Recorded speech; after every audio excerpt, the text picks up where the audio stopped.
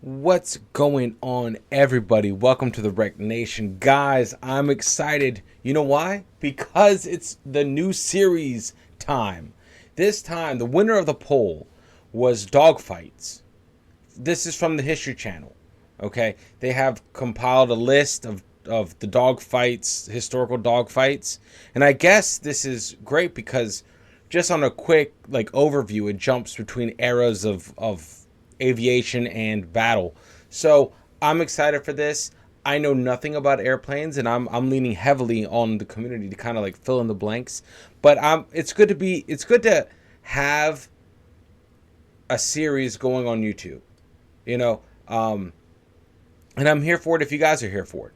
So let's check this out. This is Dogfights. F-86 Sabres battle at extreme speeds in the Korean War. Let's do it. Let's do it. I am not knowledgeable of aircraft. Just putting that out there. Or naval vessels, or boats, as I would call them. So I'm excited to learn. Any questions I have, I hope you guys know. Or you guys are great. You guys are unbeatable in the comment sections with your seemingly unlimited knowledge. So you guys are, how do I say this without trying to ramble too long? We'll wrap this up real quick.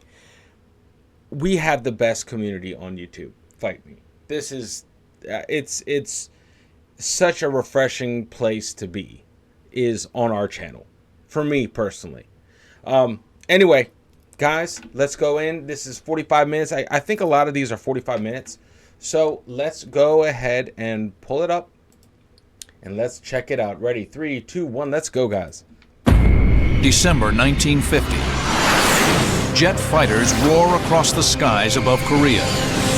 For half a century, dogfights have been won or lost with propeller planes driven by piston engines. Now, for the first time in history, swept-wing fighters with jet engines slug it out at extreme altitudes and near supersonic speeds. American F-86 Sabres head-to-head against the communist MiGs. Their contrails will write a new chapter in the annals of air warfare in a place called MiG Alley. MiG Alley? Experience the battle, dissect the tactics, relive the dogfights. Yes!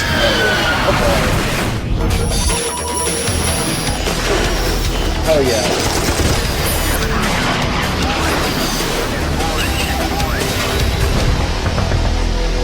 Let's go. MiG Alley. Like rolling back.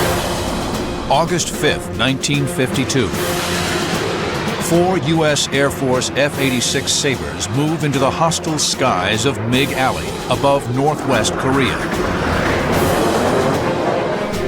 For over 2 years, nimble Russian-built MiG-15 fighters have been darting from sanctuaries in China, challenging American bombers and fighters. The Sabre flight is led by Captain Robbie Risner. His mission is to find the MiGs and kill them. MiGs are always... I feel like MiGs are just iconic, right? I don't think there's a movie or documentary that we're about to check out, in the history of this channel that will not reference MiGs. MiGs are just... They're like the AK-47. The MiGs. I don't know why. It's just MiG, bad. All eyes are outside the cockpit, scanning, searching for a contrail, a telltale flash of metal. Suddenly, there they are. 8 silver MiGs passing left to right, 1,000 feet below. Perfect setup. Too perfect. I can still remember seeing those MiGs below me. That was unusual. Anytime you saw MiGs below you, it was an exciting thing, but we learned quickly to suspect the situation. Risner instinctively calls check 6. His wingman responds. Lead, we've got MiGs at 3 o'clock. 6 MiGs scream in from overhead, lethal cannon flashing. The Sabres are in a trap. Now they are the prey. Risner calls a right brake. The Sabres stand on one wing, pull hard around. Neck muscles strain to keep heads upright against the heavy pull of G. The Sabres turn into the face of the enemy. Risner is screaming headlong into his first life and death encounter in MiG Alley. 2 years earlier, on June 25, 1950, the North Korean People's Army swarmed across the 38th parallel, the dividing line between the Communist North and the Republic of South Korea. U.S. armed forces, under United Nations auspices, are committed to the fight. The North Koreans have the manpower and tanks, but their primitive air force is quickly shot to ribbons. American aircraft are free to roam the skies. Communist troop concentrations and supply lines are relentlessly pounded from the air. It had a great effect because we were able in a lot of circumstances to either curtail or certainly decrease the amount of enemy army activity. But then, in November 1950, the Americans are stunned by the appearance of new Soviet-built MiG-15 jet fighters. Man, you guys in the Air Force, you pilots, you fighter pilots, man, you guys get the coolest. You guys got cool nicknames. Boots. I mean, come on. Boots. With a top speed of 670 miles per hour, the MiG is 100 miles per hour faster than older F-80 and F-84 jets in Korea.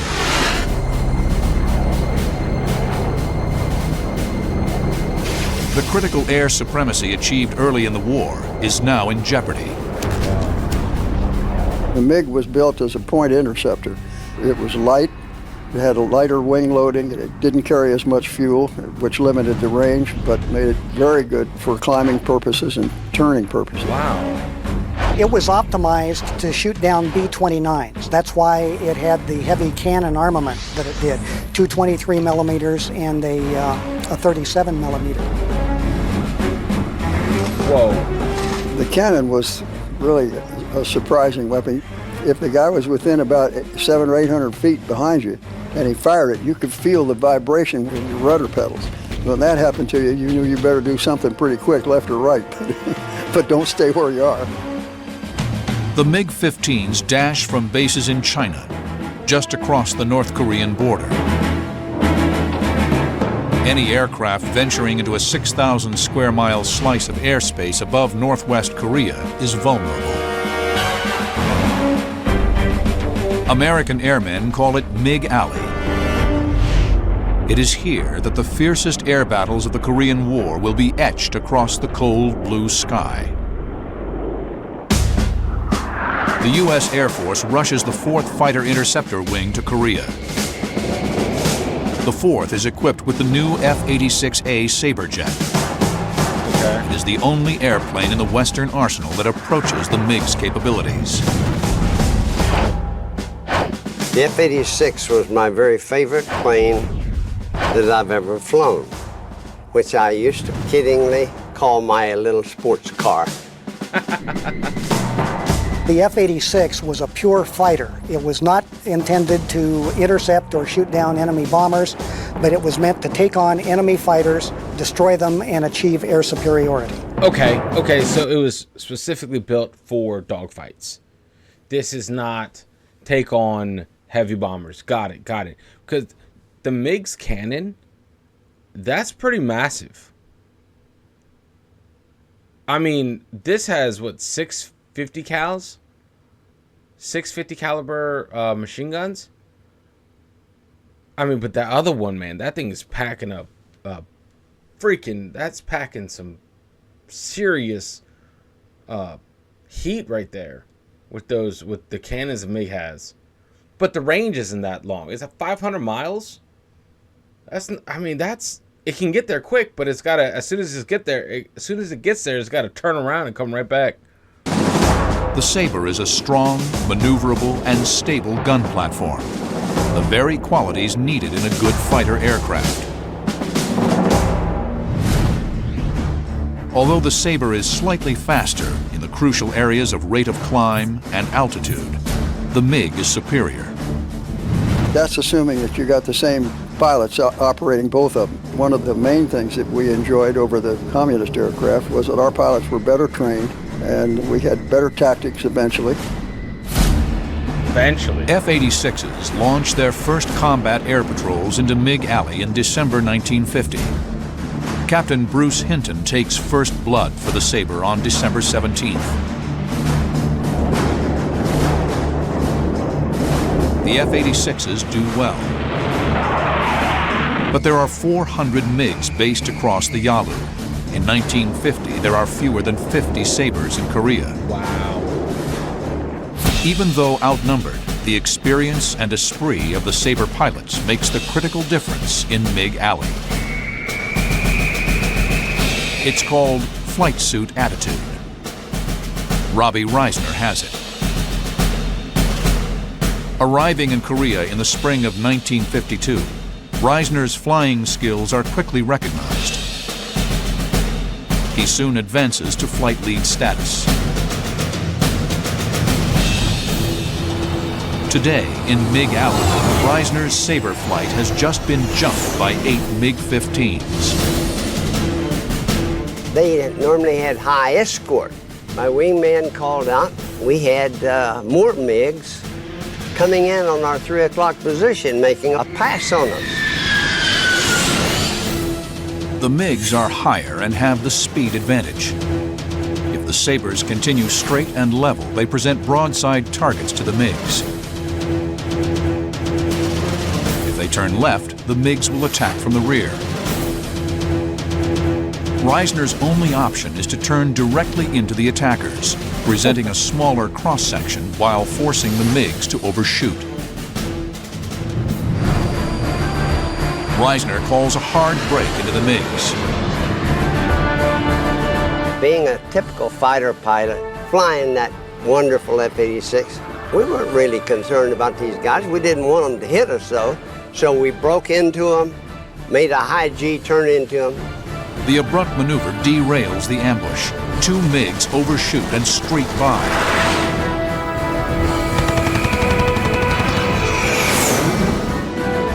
The F-86s reverse.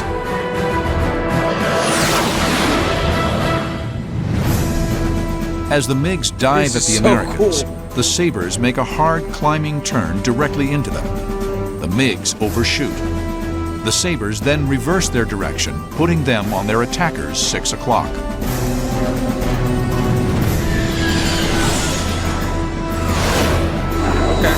The tables have turned within seconds, the hallmark of jet-age combat in MiG Alley. Man. I took Taylor and Charlie because he's the closest one to me. And I put the pepper on the tailpipe, pulled the triggers. He lit up like a Christmas tree.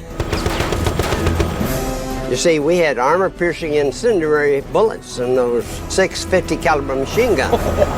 The burst riddles the bandit's engine. The MiG pulls into a climbing turn in a desperate attempt to shake his tormentor. Trailing smoke, the MiG claws for altitude. The smoke suddenly stops. His engine quits. The MiG coasts upward, bleeding off airspeed. Risner's F-86 shudders as he chops power and pops his speed brakes to stay in trail. The MiG hangs suspended, motionless, then drops off into a spin. Wow. The F-86 buffets as it too loses energy and enters a stall. Risner kicks in left rudder, noses over, fires another burst into the spiraling MiG, only 300 feet away. It was a thrill to hear those guns chattering, because something was going to happen up in front, and sure enough it did. 50 caliber armor-piercing incendiary rounds slam into the MiG's aft fuselage. The vertical stabilizer is blown clear away.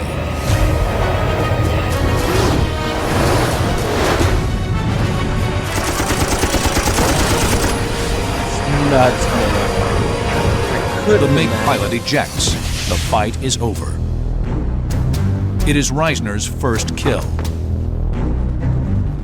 I'll tell you, that was a grand feeling.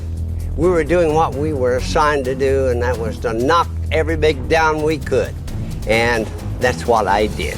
Look at him. But this fight is just a prelude. 4 months later, Risner will lock horns with the best pilot he's ever seen in one of the most heart-stopping encounters of MiG Alley. Dude, this is nuts. Like, oh man, how are you not like locked in already? Like, oh man, this is...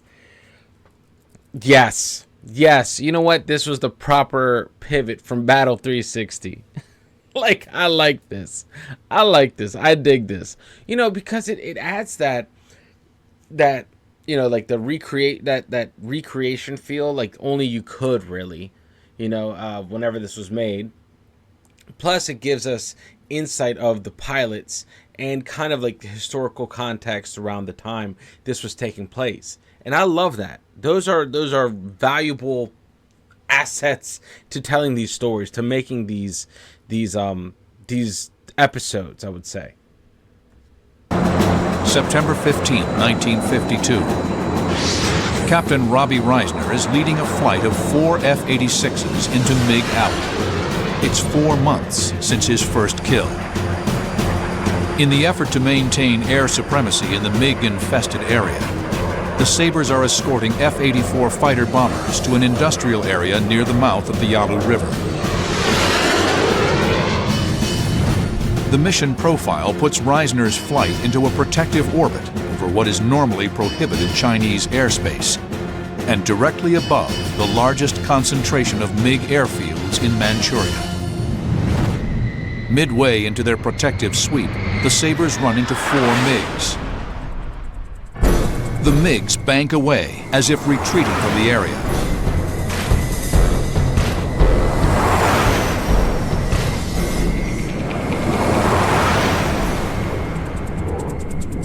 But Risner suspects a trick. He continues tracking the enemy fighters. Sure enough, the MiGs turn back. They're heading for the bombers. The MiGs are initiating one of the Korean War's most remarkable encounters. Although at maximum range, the Sabre's radar-ranging gun sight finds the target with deadly efficiency.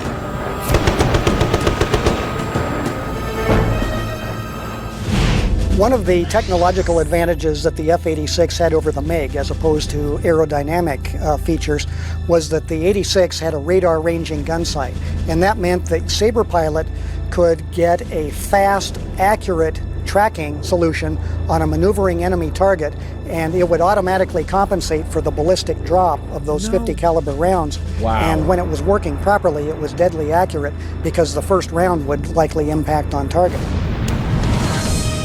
Risner's machine guns shatter the MiG's canopy.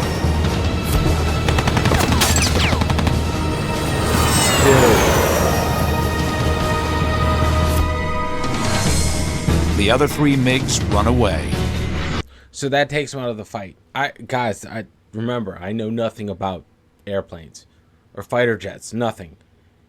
You know, canopy gone, you're going 500 and what some ridiculous speed. 500, what is it, 560 miles an hour? Or what? I forgot what it was at the very beginning. I think the range was 500 miles. But you're going freaking balls to the wall speed, canopy's gone. You don't want a convertible in those conditions at that altitude. That has to take you out of the fight. Right? I'm not crazy. I feel like if your canopy's gone and you're in a fighter jet, that's some serious wind burn you're about to get.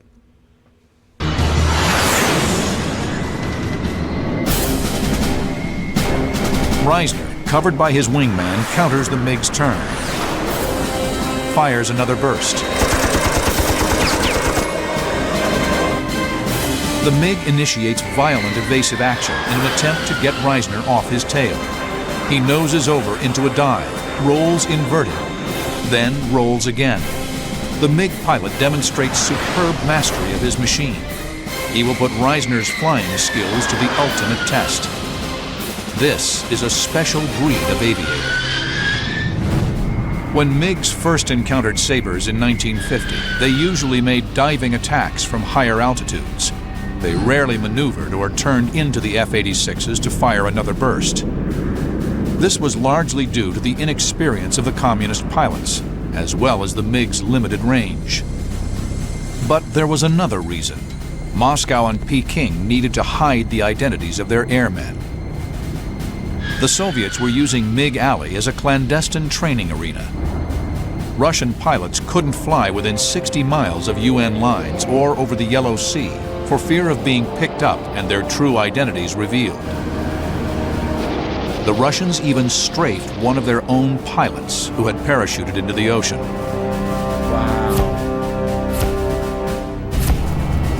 In the summer of 1951, the Soviets changed their tactics, replacing trainees with instructors and high-time fighter pilots, veterans of the Great Patriotic War.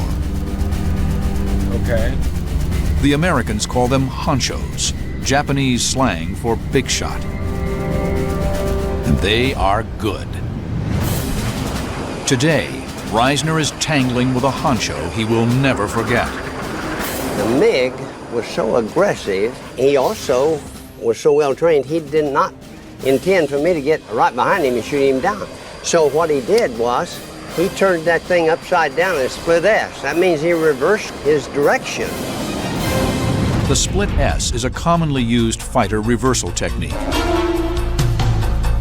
The aircraft rolls inverted and dives, pulling out in the opposite direction. He was so low, and I was sure he wasn't going to make it, and I said to my wingman, this is going to be the easiest kill I ever had. Well, it turned out this guy made it. There should have been a fireball, but the MiG recovers miraculously into a dry riverbed. Risner watches in disbelief as the MiG twists and turns right on the deck. He was so close to the ground, he kicked rocks and debris up. I, meanwhile, had managed to get in behind him. I got dents all over my airplane where he knocked rocks, blew rocks up off of the riverbed. Well, from there on, it was a real fight. This guy was some pilot. Risner can barely keep the stick in his hands as he's thumped hard by the MiG's jet wash. The MiG flies like a banshee. He chops power, pops out his speed brakes. The MiG is trying to force the Sabre to overshoot, which will expose Risner to the MiG's cannon. Risner counters by rolling his jet over the MiG, bleeding off airspeed while keeping on his adversary's 6 o'clock. Then, the MiG firewalls the throttle and accelerates away in a hard turn, pulling maximum G. He took me on a mad race, and I'd get in the shot at him every once in a while. We were tenacious as a bulldog. We just didn't want to turn him loose. The MiG reverses his turn. Another burst from Risner. Parts of the tail fly off. The fuselage begins to smoke. Risner can't believe his eyes. The MiG goes inverted, pushes vertically up the side of a mountain and over the top. When that happens, you're putting negative G's on your body. Your eyeballs pop out about this far. The blood rushes to your head, you can get a red out. I wouldn't even attempt it. I have to do a half roll and pull down. Down again in the riverbed.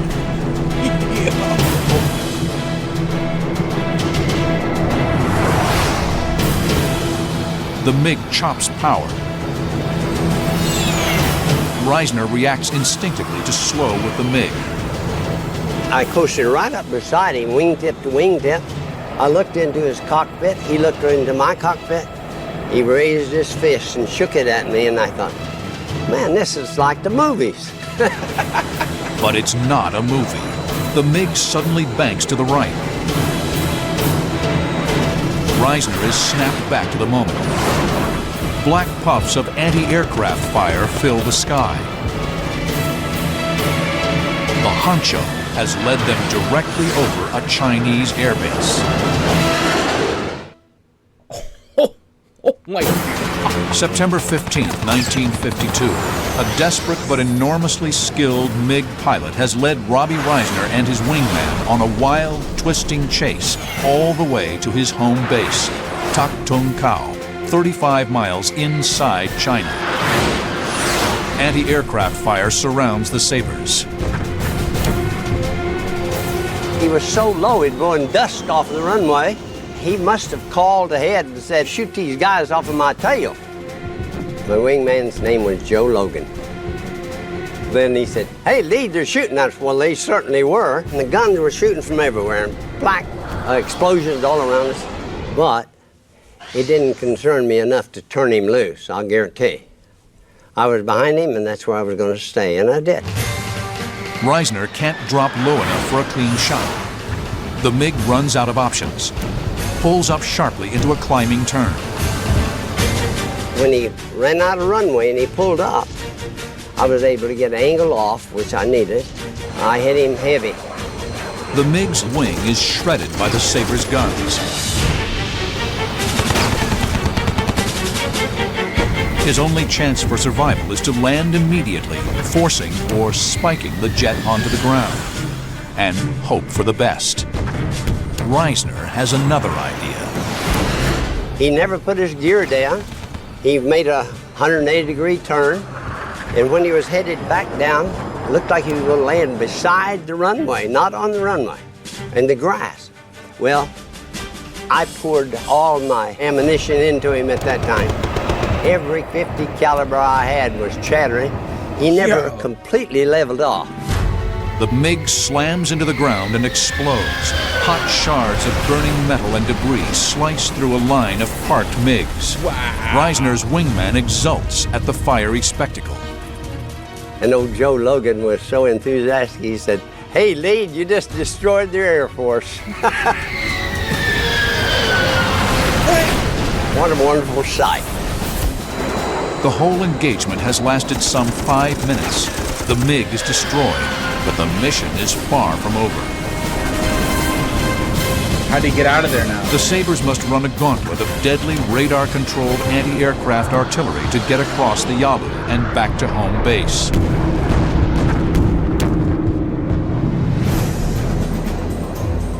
Throughout the war, crossing into Chinese airspace was officially forbidden, except in cases of hot pursuit. But aggressive flight leaders routinely violated orders so they could engage the MiGs on their own turf. I mean, that makes sense. Cruising for MiGs in Manchuria was conducted within a conspiracy of silence. Flight leaders chose wingmen who would play along and keep quiet. Squadron commanders didn't discuss it, and many rolls of incriminating gun camera film mysteriously disappeared. Leaving a trail of flaming MiG wreckage in their wake, Risner and his wingman turned south, out of China. Joe Logan got hit in the belly with anti-aircraft fire. He started losing fuel, and I ran over and got under him to check him out. Well, it was evident he was not going to make it because he was really pumping that fuel overboard. The jets are over hostile terrain. The closest rescue point is Chodo Island, 100 miles to the south. It's too far away. Risner is going to do something unprecedented. I had him throttled back gradually and let the nose down. And I don't know where I got the wild idea. Nobody had done it before. What I did was I hooked my nose in his tailpipe. In a display of superb airmanship, for over half an hour, Risner repeatedly nudges his wingman's lifeless jet over the sea. With rescue planes in sight, Logan tells Risner he'll see him back at Kimpo. Then he ejects. Now, Joe landed in the water. The choppers and the amphibians were having an argument who got to rescue him. Well, the choppers finally won by saying, "It's my turn. You got the last one." The helicopter attempts to use its rotor wash to fill Logan's parachute and blow him to shore. The young pilot is ensnared in his parachute lines. Some of the ripcords tangled around Joe's neck, and he drowned. So after all that effort, we lost Joe Logan. There is a war to be fought. 2 days later, Robbie Risner scores another kill in MiG Alley. He'll leave Korea with a total of 8 MiGs to his credit. Robbie Risner will return to combat in Southeast Asia during the Vietnam War, flying F-105 Thunder Chiefs into the heavily defended north. Thunder Chief. God, that's a cool name. In September 1965, he is shot down and sent to the infamous Hanoi Hilton. 7 years later, Risner will emerge, battered, but with spirit unbroken. It is the same flight suit attitude that led him to vanquish his enemies 20 years earlier in MiG Alley. Man, what? June 30th, 1953. By now, the ground fighting in Korea has seesawed back and forth for 3 years, grinding to a virtual stalemate. Ceasefire talks have dragged on for 2 years. There is a palpable sense that peace could break out at any moment. Peace could break out. The communist air training program in Manchuria is rotating as many students and instructors through MiG Alley as possible for combat experience. On this clear June day, Captain Ralph Parr is only too willing to oblige. He's part of a 4-ship Sabre sweep into the Hornet's Nest. Today, on his very first flight into MiG Alley, Parr will be locked into an extended, adrenaline-pumping duel with a MiG Honcho.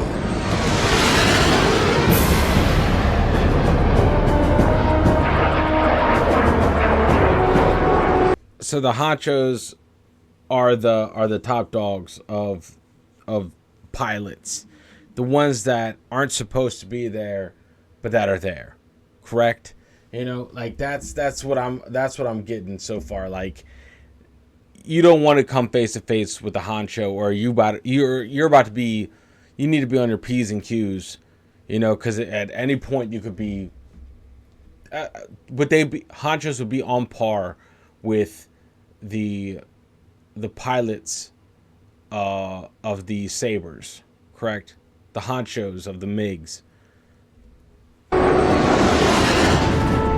The flight leader is Vermont Gary Garrison, 335th Squadron Commander.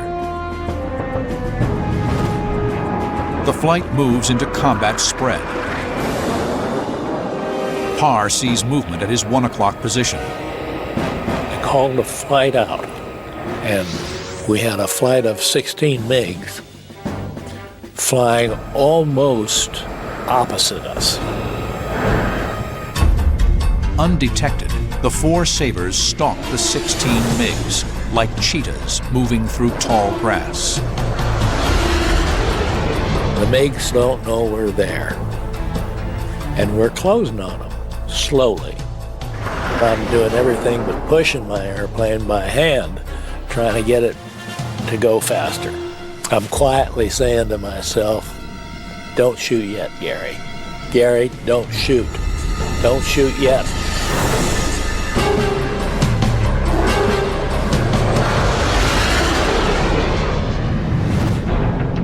Sabre tactics in MiG Alley emphasize the finger 4, 2 pairs of 2 sabers, with each pair or element providing mutual support and protection. If I spotted a MiG, my number 2 man, he knows that from that call on, I'm not going to be looking around at all. Only the flight lead, the most experienced pilot, would fire on a MiG. The second most experienced pilot was number 3, or element lead. He was the alternate shooter in case the flight got separated. Numbers 2 and 4 were wingmen, newer pilots, who at all times were to protect the flight lead's or element lead's rear end. Okay. The high-speed combat of MiG Alley demanded hawk-like awareness and concentration. The key to winning and surviving was flight integrity. When we're talking about tactics, integrity doesn't have anything to do with telling lies or things of that nature. It has to do with maintaining the cohesive force. A flight goes out, and it's trained to go out and fight as a 4-ship flight. It sees the enemy, it fights as a 4-ship flight, and it comes back as a 4-ship flight. That's integrity. Before they arrived in Korea, new Sabre pilots went through grueling F-86 training at the Air Force Fighter School at Nellis Air Force Base, Nevada. So many pilots were killed at Nellis in simulated dogfights that new arrivals were told, only half-jokingly, "If you see the flag at full staff, take a picture." Wow. Even the greenest F-86 pilot arrived in Korea with a high level of training. Captain Ralph Parr was more than ready. He knew Korea well, having flown F-80s in support of ground troops in 1950.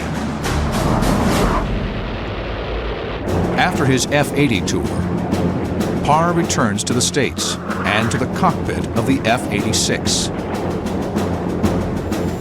He earns a reputation as one of the most skilled and aggressive Sabre instructor pilots.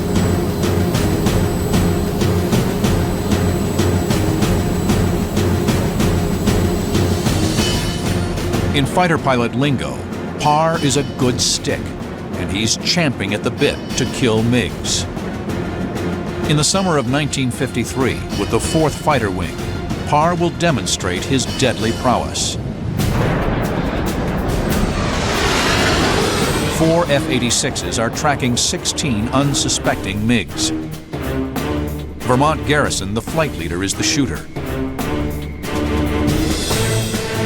Ralph Parr is hoping upon hope that Garrison will hold his fire. Wait till I get into position, and we'll get 2 at the same time. And of course, I can't say this on the open radio, because it would tip the enemy off. Garrison doesn't wait. He shoots. One MiG is hit, goes inverted, dives away. Garrison stayed on him, cut the corner, swung in behind him. It's going to be an easy kill.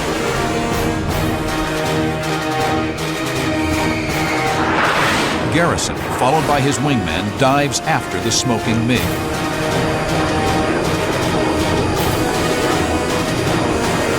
And the next thing I hear a voice, and it's Garrison, and he says, "My guns won't fire." The stricken MiG is here. Garrison, whose guns have jammed, is here. Suddenly, the MiG leader, moving to protect one of his stricken flock, jumps into the fight.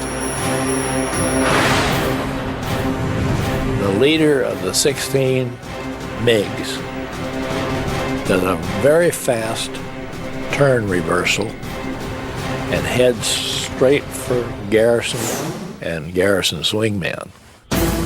Parr is impressed by this aggressive move. He's done this before. He's pretty highly experienced. Parr quickly sizes up the situation. Garrison and his wingman are now vulnerable to the MiG leader's guns.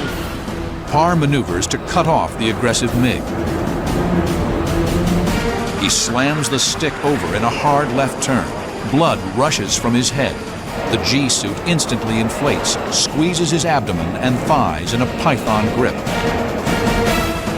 Though out of range, Parr fires a short burst to scare the MiG off Garrison's tail. It works. MiG leader breaks away.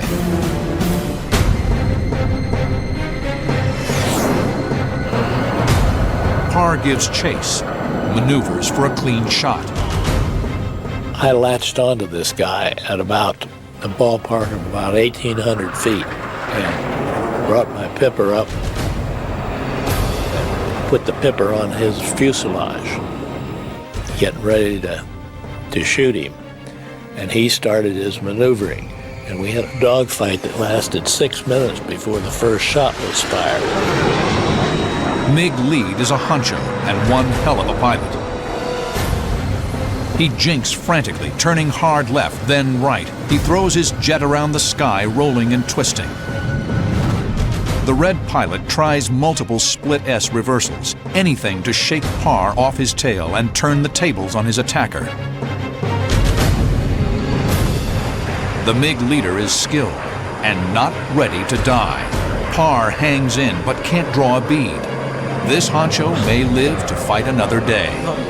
It had reached a point whereby I didn't know whether I was going to know how to let him go or not. The MiG is sliding out of reach, but the Sabre has a technological edge that will decide the contest. Man, come on. June 30th, 1953. In MiG Alley, the battle has turned into a giant swirling furball, like something out of World War II, but faster and higher. Captain Ralph Parr is in the thick of it. We went into just a roaring gunfight between 20 aircraft, 4 of them ours. Fortunately for Parr, the machine in which he's staking his very existence had reached its ultimate expression by 1953. The F-86A models that first went to Korea in December 1950 were excellent gun platforms. But they were heavier than the MiGs, and their 5,400-pound thrust engines couldn't get the Sabre up to the MiG's 50,000-foot altitude. They were also outnumbered, 8-1. That's crazy. In December 1951, the 51st Fighter Interceptor Wing joins the fight in MiG Alley. It's now roughly 130 Sabres to 350-plus MiGs. The 51st arrives with F-86Es, which introduce the so-called flying tail to the Sabre. On earlier models of the F-86, the elevator, or up and down control surface on the tail, was unresponsive near supersonic speed. The force of air made it impossible for the pilot to move the stick. A serious handicap in air combat. The E model's totally new flying tail is hydraulically boosted, providing positive elevator control, even at maximum airspeed. In August of 1952, yet another, and the most lethal version of the Sabre, streaks into MiG Alley. The F-86F. The F has a more powerful 6,090-pound thrust engine, bringing the Sabre nearly equal to the MiG in 2 critical areas.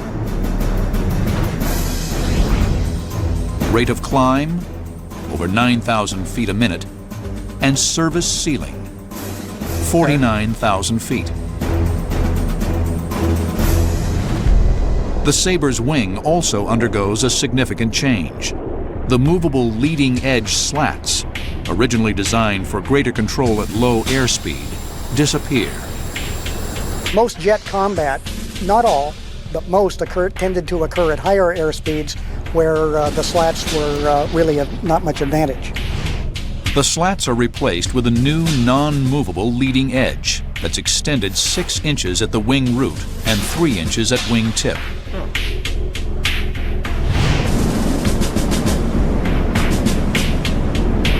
The so-called hard or 6-3 wing increases the Sabre's maneuverability at high speeds.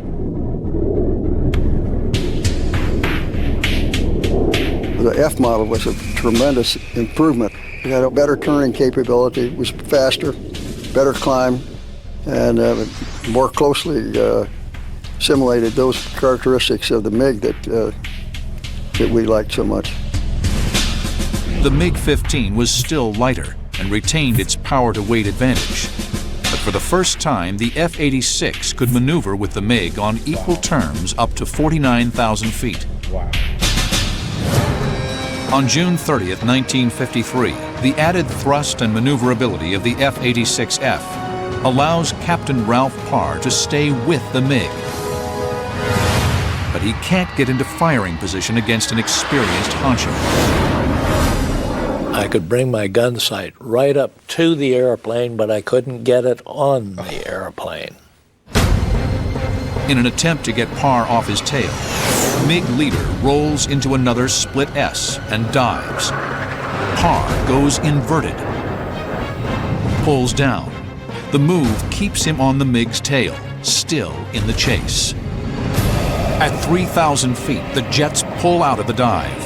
Parr feels the crush of G on his chest as the horizon slowly reappears. Then, MiG leader raises his nose and slams the throttle forward. He's counting on his airplane's superior rate of climb to carry him clear of the Sabre's fangs.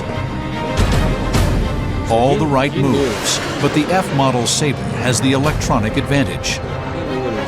Parr's radar-ranging gun sight can reach out nearly 2 miles. So I just sat there and very calmly let the gun sight settle down, gave him about a 4-second burst, and shot him to ribbons. The Sabre's 650 caliber machine guns fire at a rate of 110 rounds per second. 28 pounds of lead have just impacted the MiG. The airplane burst into flames. The flames are trailing way back. I throttled back a little bit, and to get a close look at this guy who'd been doing rather well, as I rolled up to look down on him, and I could see that there were slashes from those 50 calibers, and they were all burning, but fire coming out of just about all of them. The canopy was broken. There was blood in the front end of the canopy and forward of the pilot, and the pilot was down, sort of hanging over his stick. Parr has scored his first kill in MiG Alley, but there's no time to savor the victory. About that time, I heard the distinctive 37mm cannon going thump, thump, thump. If I could hear him, he was close. Too damn close. Another MiG, which had been following the fight from a distance, has moved in to avenge his leader's demise. Parr instinctively pirouettes. He snaps the Sabre's nose skyward into a hard climbing turn.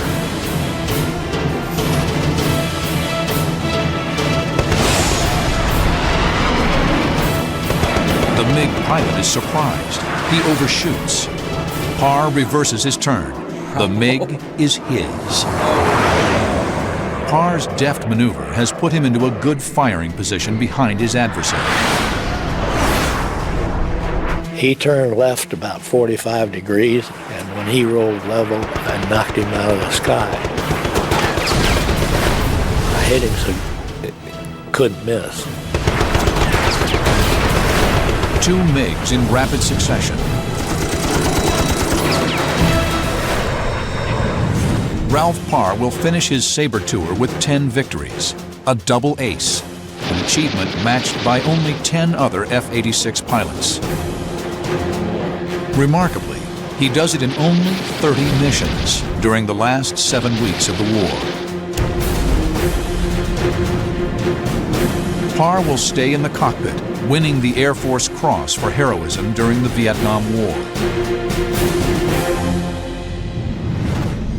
In Korea, the guns fell silent at midnight, July 27, 1953. The battle lines ended almost exactly where they started. No formal truce officially ended the hostilities. The F-86s scored an impressive record in MiG Alley. Against a loss of 78 of their own, the Sabres shot down almost 560 MiGs, 7-1 in favor of the F-86. In a war without winners, the battle for air superiority in MiG Alley was the only clear victory. That's mind-blowing. The region remains a powder keg to this day,